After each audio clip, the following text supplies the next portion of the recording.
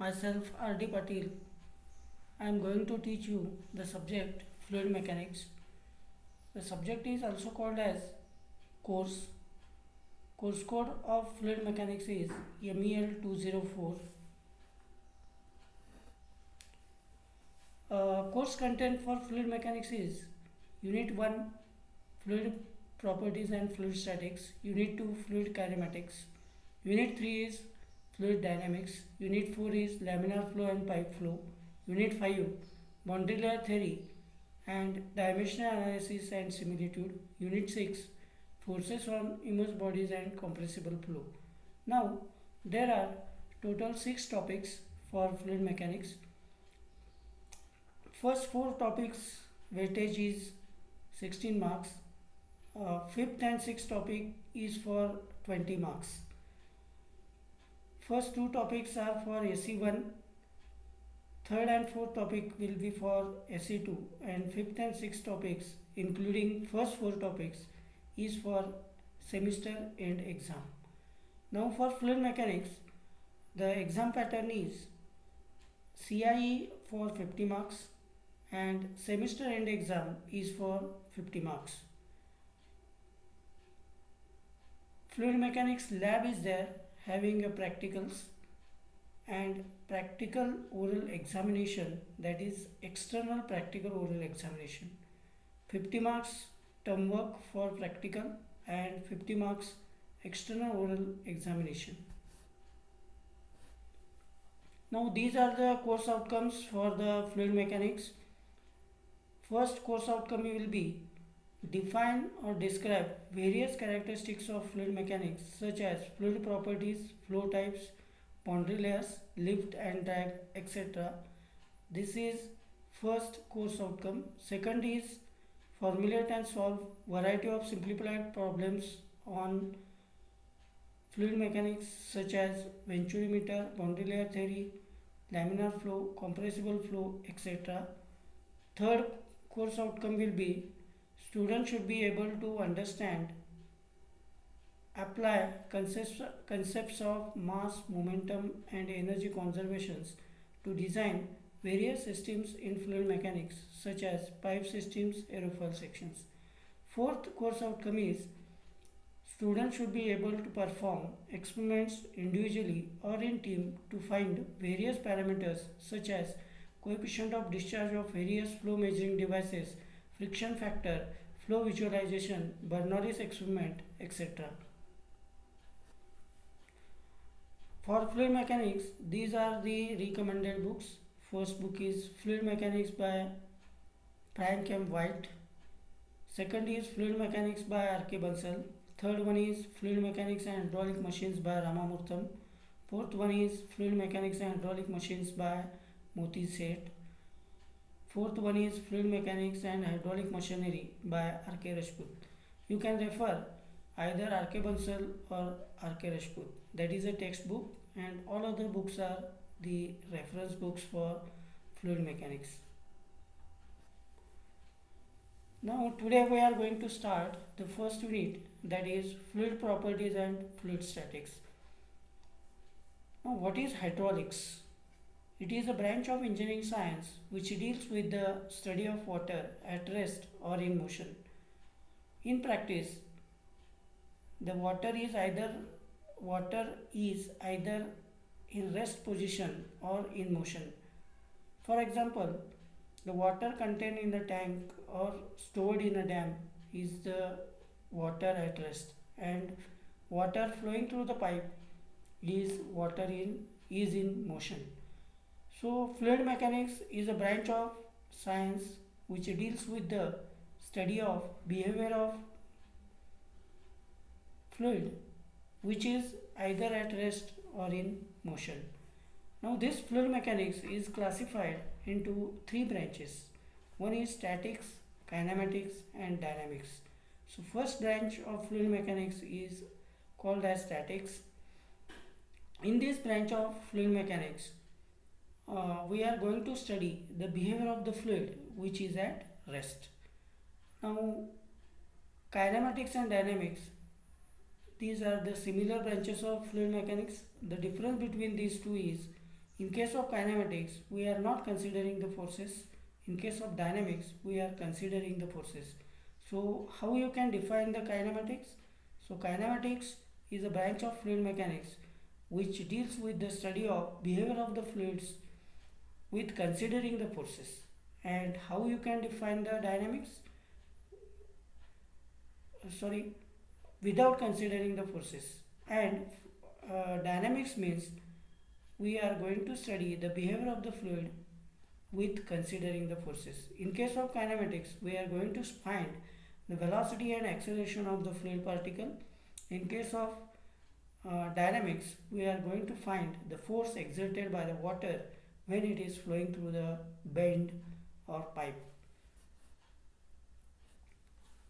Now the first important part is to understand what is fluid. So fluid is a substance which deforms continuously when subjected to an external shear force. Now the shear force is acting on the fluid. So when we are applying a force on the fluid, it will deform. With the application of small force, it can be deformed. So that is a basic difference between the fluid and the solid.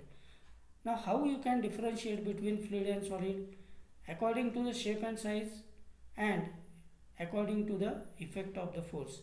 According to the shape and size, you can say that solid is having a definite shape and size, and fluid is not having a definite shape and size. It will take the shape of the container in which it is stored. And the effect of force, when you apply a small force on the fluid, it will deform, but with the application of small force, solid will not deform. So this is a major difference between the fluid and the solid. How the fluid can be classified? First classification is liquid, gas and vapor, and second classification is ideal fluid and real fluid. So what is fluid? Contains both liquid as well as gas. So liquid is having a definite volume and it can be considered as a incompressible, while gas is having no definite volume and it is compressible. Now vapor, it is a gas whose temperature and pressure are such that it is very nearer to the liquid state. So for example, it is steam. Liquid, for example, water. Gas, for example, it is any gas. You can consider either air. You can consider air also. So ideal fluids are having no viscosity, surface tension and are incompressible, but ideal fluids are not existing in nature. Real fluids, these are having viscosity, surface tension and compressibility in addition to the density. They are existing in the nature. One by one, afterwards we are going to see what are the properties of the fluid. Now before starting the study of the fluid, we have to make some assumptions. One of the assumption is continuum. Now what is fluid? Fluid is considered as a continuum. So continuum is nothing but a continuous homogeneous medium. Means the fluid particles are closer to each other and there are no voids in between the fluid particle. That is called as a continuum. Now these are the some fluid properties: density, specific gravity, viscosity, vapor pressure, cohesion, adhesion, surface tension, capillarity, compressibility, specific volume and specific weight. One by one we are going to study these properties. So first property is density or mass density, or it is also called as specific mass. It is denoted by letter rho and it can be defined as mass of the fluid to the volume of the fluid. The unit of the density is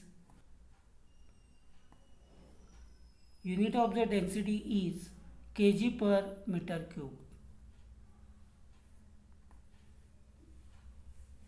Density of water is 1000 kg per meter cube and density of air is 1.2 kg per meter cube. Now, what is the specific weight or weight density of the fluid? So specific weight is weight of the fluid divided by volume of the fluid. The unit of weight is Newton, and unit of volume of the fluid is meter cube. So the unit for specific weight or weight density is Newton per meter cube. Specific weight of water is 9810 Newton per meter cube. Now you can deduct the relationship between specific weight and the density. So specific weight is, now see, weight is equal to W, weight is equal to M, capital W, and that is equal to mass into gravity. So you can replace the weight of the fluid by M into G. So W is equal to mg.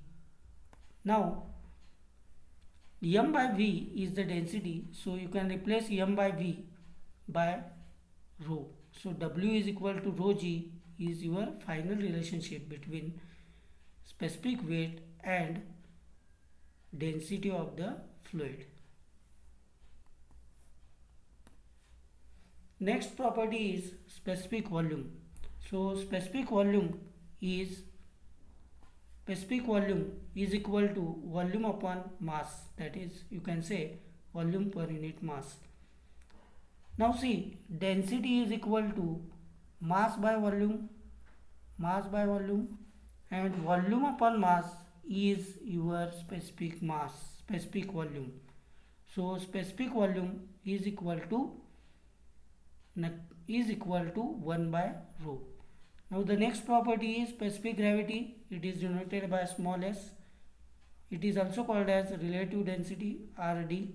So specific gravity is equal to specific weight divided by specific weight of standard fluid. Now what is a standard fluid? Standard fluid, we are consider the standard fluid as water for liquid, and for gases it is air or hydrogen. So the specific gravity of water becomes the 1, because specific weight of water divided by specific weight of standard fluid, that is also water, so it will be 1. For liquid, water is a standard fluid, and for gases, air is a standard fluid. So while defining the relative density, you can say that mass density of fluid divided by mass density of standard fluid. Instead of specific weight, you have to take the mass density. So relative density is equal to rho of fluid divided by rho of standard fluid, SF, rho of standard fluid. In case of water, in case of liquid, water is a standard fluid, and in case of gases, air is a standard fluid.